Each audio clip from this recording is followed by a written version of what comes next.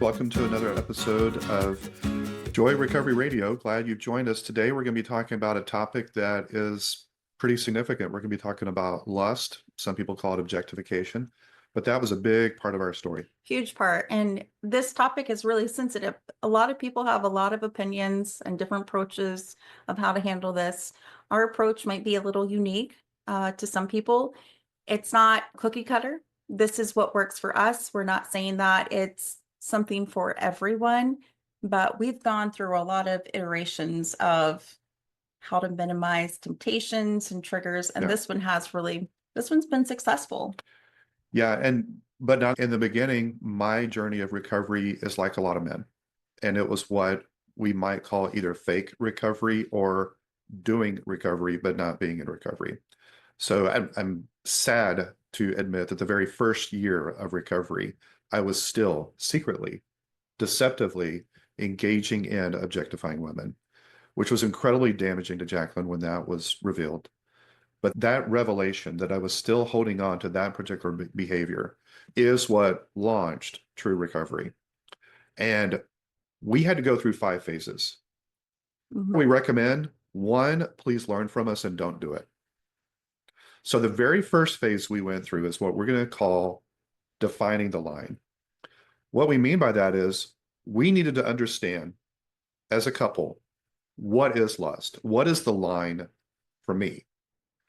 And that we don't cross it. So we needed to clearly define the line, and a helpful tool for us. And our own definition. So everyone has a different maybe definition or understanding or the way that they look at lust and objectification. So it is not, again, one size. It is based on a specific person's behavior. For all practical purposes, the way we define lust in our coupleship is when I look at a woman with the intention of sexualizing her. I'm not treating her as a human, I'm treating her as an object. And that was my MO for most of my life, was that I would look at a woman and I would look at specific body parts and I would go into fantasy and I would objectify, I would sexualize and dehumanize that person. And so that was lust for me. And that's how I practiced it. And in order to define the line for Jacqueline, I needed to be transparent about these are the things that I found attractive. These are the kinds of people that I found attractive. These are the features that I found attractive. This is how I engaged in lust. And one helpful tool that we used, that we went through together, was the arousal template by Dr. Carnes. And we went through that together. I filled it out, and so did you. Yeah, I filled it out because I think from a betrayed partner perspective, it's really good for me to understand how these questions were targeting different areas of arousal. So I took it as well. And it was just really interesting and unique because it's just really not how my brain operates. One thing I will say were some of the questions were really deep and difficult for me to process and understand. For the men, that might not be the same. I will say that if you do the arousal template and you are not 100% honest, you are doing a disservice to your spouse, your partner, and yourself. The only true way to really define what maybe triggers or sparks temptation is to be honest with yourself and with your partner. If you're not going to do this, don't waste her time or your time. And that led us to the second phase of this, because we needed to clearly define the line, which meant that I had to be transparent about how did I engage in lust? What was tempting for me? Because for every person, it's different. It can be a body part. It can be a type of clothing. It can be hair color. It can be certain objects. It can be places. It can be situations, scenarios. Just about anything can be objectified and sexualized. And so the way you engaged in lust might be different than the way I did. But in order for us to understand where the line is, we've got to be transparent. We got to define it together. Let's make it really clear. This is how I used to engage in lust. And I never want to go back to it. But in order to not go back to it, we need to understand, what was it? Where's the line? Where is the line? So that we don't cross it again. So number 1, define the line. And I will do a disclaimer. Again, this is what worked for us. This is not for everyone. There are many partners who don't want to know what the arousal template temptations were, and that's okay. This is your journey. You do what feels right for you. This felt right for us, and it's been successful, so that's why we're sharing it. The reason we organically moved this direction was because we realized that we have a shared goal here. We have a shared enemy, and that's lust. We don't want it to be a part of our coupleship ever again. It's my enemy and it's our enemy. So let's partner together to make sure that we define the line and we never cross the line. And what is often the case is that something that is tempting for me is triggering for For her. me. So the same situation can cause temptation for me and trigger for her. And our shared goal is we want to minimize both. Right. I want to try and minimize the triggers you experience in a given day. And you want to try to minimize the number of Temptation. temptations I experience in a given And day. For my safety, yeah, I don't want her to be triggered. I don't want to be tempted. We can't completely eradicate that. That's not even realistic, but we can minimize. There are some temptations and some triggers that are unnecessary if we just have a frank conversation about defining the line. This is where the line is. let's talk about balancing the eyes. So that comes to the next phase, and that is detecting the line. So phase one is define for us. Phase two was let's detect the line. And this is where we really began to partner together. When a temptation is detected by either one of us, we want to speak to it. We want to acknowledge it, and we want to take action. We want to be proactive. Mm-hmm. And so what that sometimes means is we're out in public. I'm looking down. You're scanning. I'm not. You see something because we define the line. What tempts me? Right. You see something that's probably going to be tempting for Roy, Mm-hmm. and you take action. And I'll say we need to turn around. We need to just stop and let this pass. Or if it's a billboard and he's driving, I'll just simply say, hey, there's a billboard coming up. Just divert your eyes, keep your eyes on the road, don't pay attention to it. And that is our team dynamic, and it works for us. One thing that I've realized is his temptations are going to be my triggers no matter what. But I have the authority and power to call them out and to name them and to label them. And because the alternative for me just wasn't working. And the alternative was not stating, I see something coming, but in my purview, seeing, is he going to look at it? Is he going to look over there? Is he going to avoid it? I'm not interested in doing that. I just rather call it out when I see it. Now, what do you do when you detect a temptation? Whether you're alone or you're with your partner, what do you do? What I have found to be helpful is not only do I need to move away from my old habits of what I used to do, but I need to replace them with something new. So I move away from what I used to do when I saw a temptation, but I engage in something that's completely different. It's not enough to just move away. You need to move towards something new. And so for me, when I saw a temptation, I did not bounce my eyes. I did not look away. I stared and I went into fantasy. Now, when I see a temptation, whether I'm alone or with Jacqueline, I bounce my eyes and I pray for that person, pray for God to bless that person, instead of me using them against their consent and sexualizing them. So by inviting the higher power to be a part of this encounter and blessing instead of using this person, it in my mind rehumanizes the people that I used to dehumanize by objectifying them. And so it's moving away from lust and moving towards blessing them.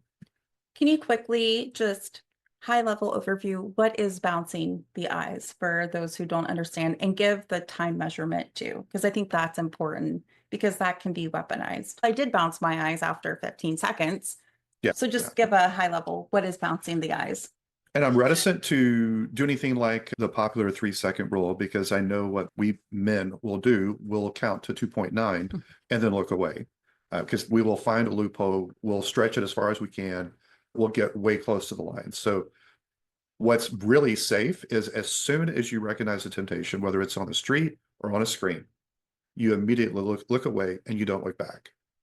You don't count to 2.9 and then look away, and then look again for 2.9 and then look away, and then look again. You don't rubberneck. You don't do any of that.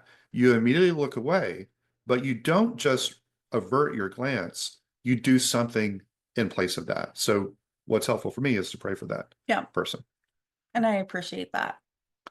Now, there are some recovery coaches and some thought leaders in this area that actually poke fun of bouncing the eyes, make fun of looking down, say that it's ridiculous, that it doesn't work. And these same people, I notice, continue to have slips as they don't bounce their eyes and they minimize them and they call them slips, but they engage in objectification or they end up acting out in some way because they weren't cautious enough to not only define the line, but to detect the line and take action as soon as you can. There's three words that have helped me when it comes to avoiding objectification. The three words are notice, look, and see. So those three words. And here's the difference. If I notice a woman, that's one thing. It's impossible not to notice. And that's not when Jesus warned us about lusting after a woman, looking at a woman with lust, that we're committing adultery in our heart. That word looking at a woman is not noticing, it's look. So noticing is a glance, but looking has an intention.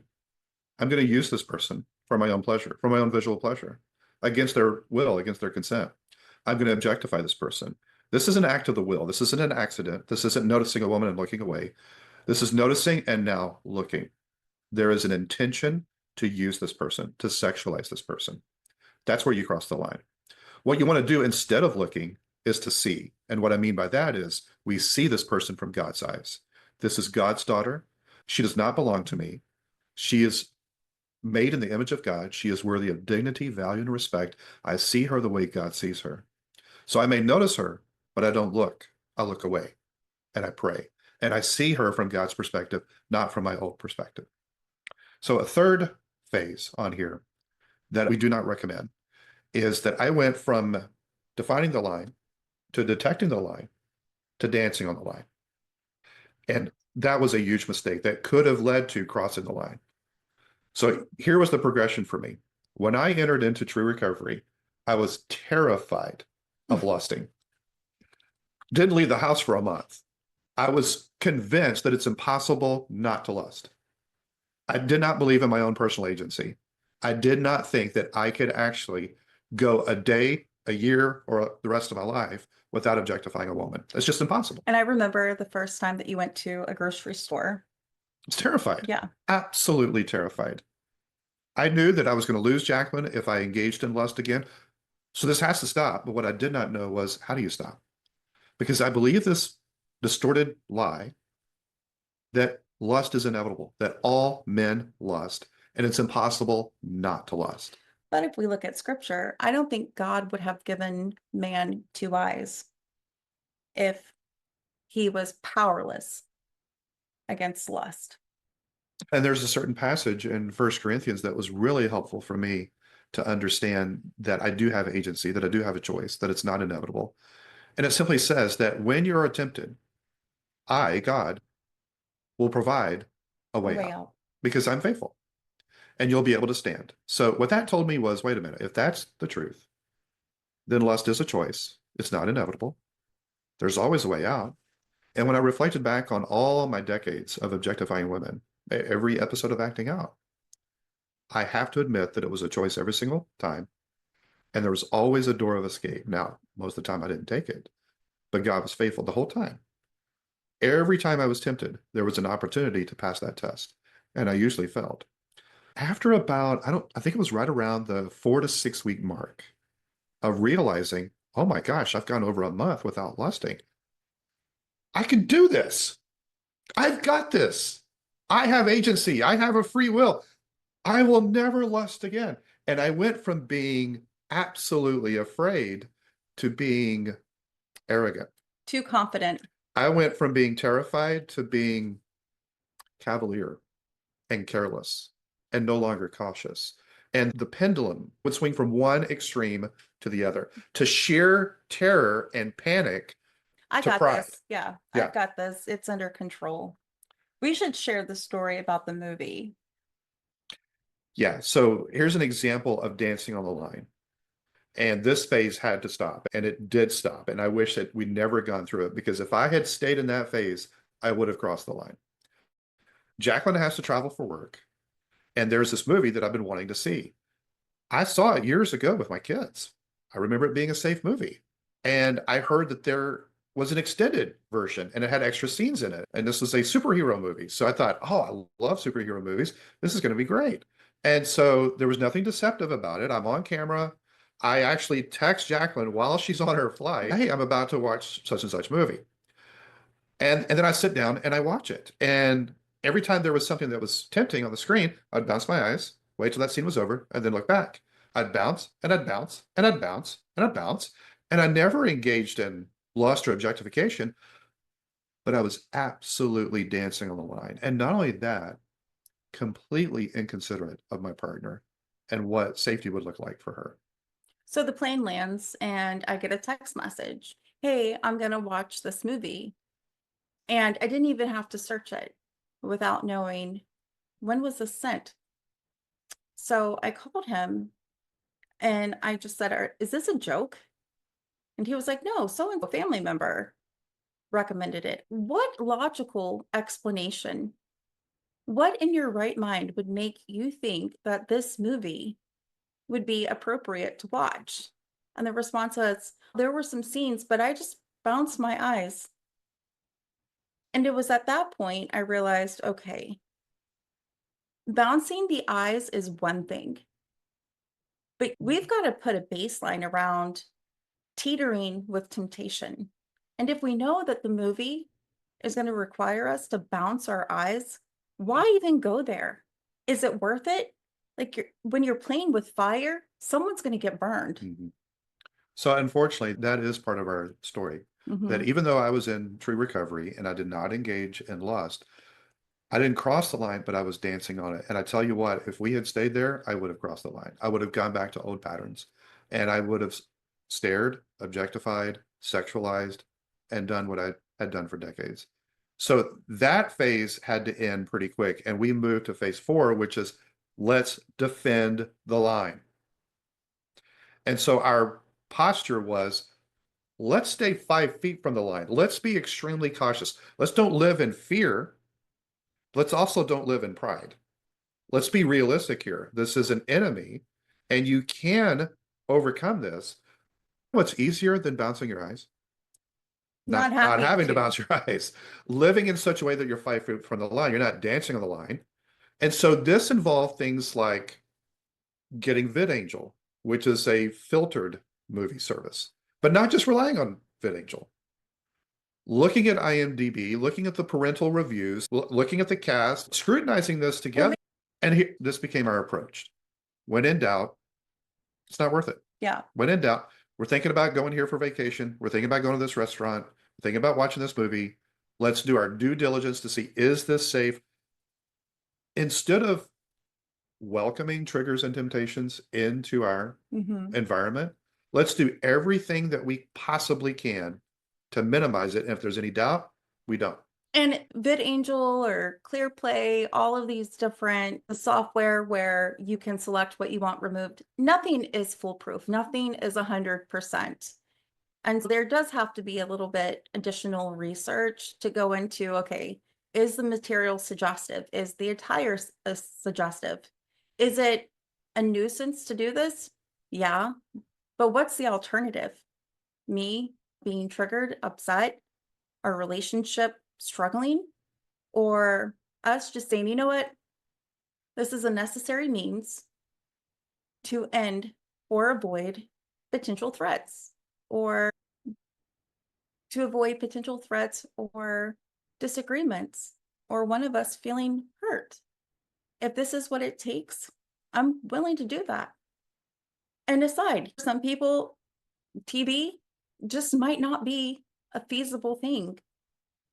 There's other things that you can do together. And I think rediscovering the relationship and changing things that maybe you did before, taking those away and you have to make modifications, that's okay. It's okay. Does it suck for some of us? Yeah, it does. It's uncomfortable. It's a sacrifice. Men, remember, we have to sacrifice a lot. It's a sacrifice that I'm willing to make as long as the coupleship is being protected. I'm okay with making some sacrifices because I'd rather do the sacrifice to save the relationship before we sacrifice the relationship. So this is the phase that we recommend where you defend the line. You stay 5 feet away from the line. You practice caution. You do your due diligence. There have been shows that I didn't watch, even though they were clean.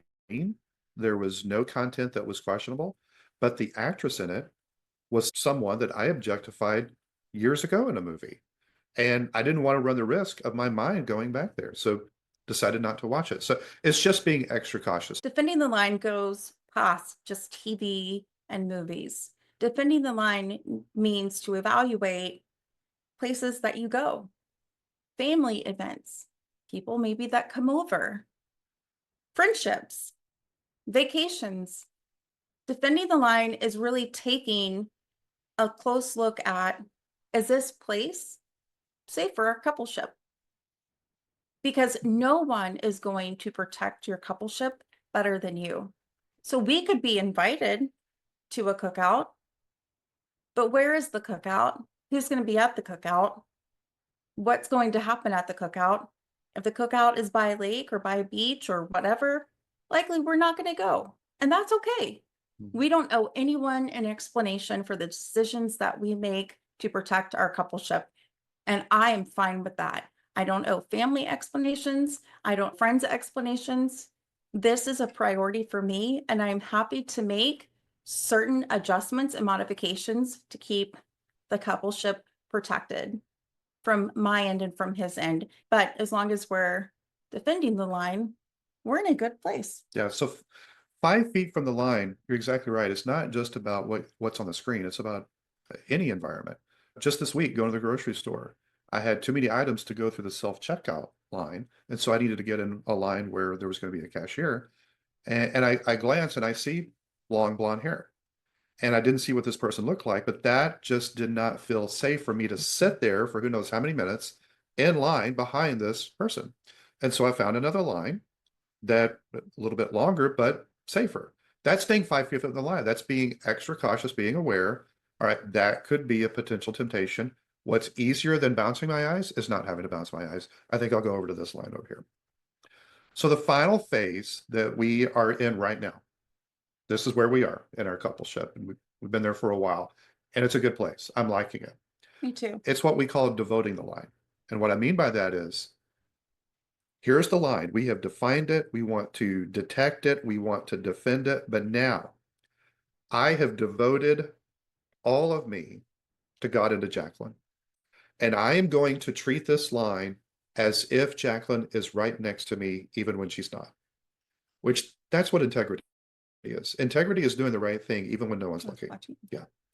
And so we came up with an acronym that we use to practice this, and we just say WWJD. What would Jacqueline do? What would Jacqueline do if she was with me right now and I was watching this on the TV? What would Jacqueline do if she was with me right now and I am encountering this person at the grocery store? Would she freak out? Would she feel safe?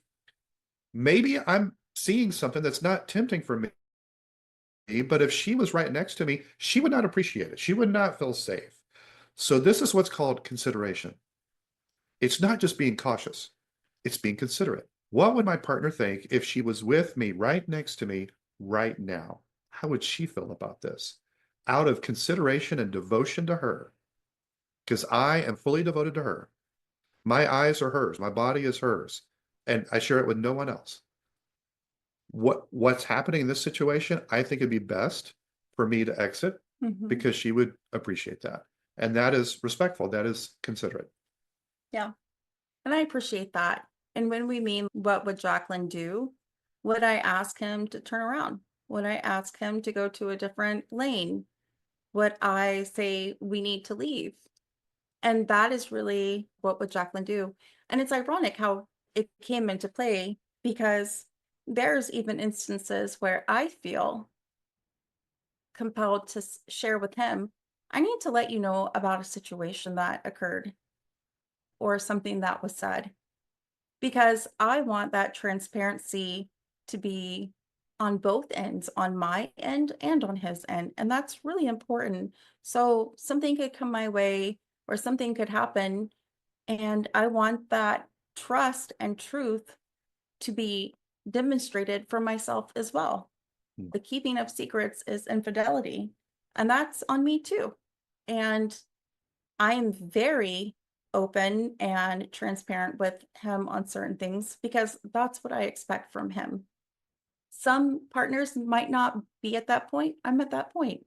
And for me, I'm providing an example to him of this is what I'm doing, and I expect the same in return. So in summary, this is what our journey has been like. 4 of the 5 phases we do recommend. Define the line. What does that mean for you?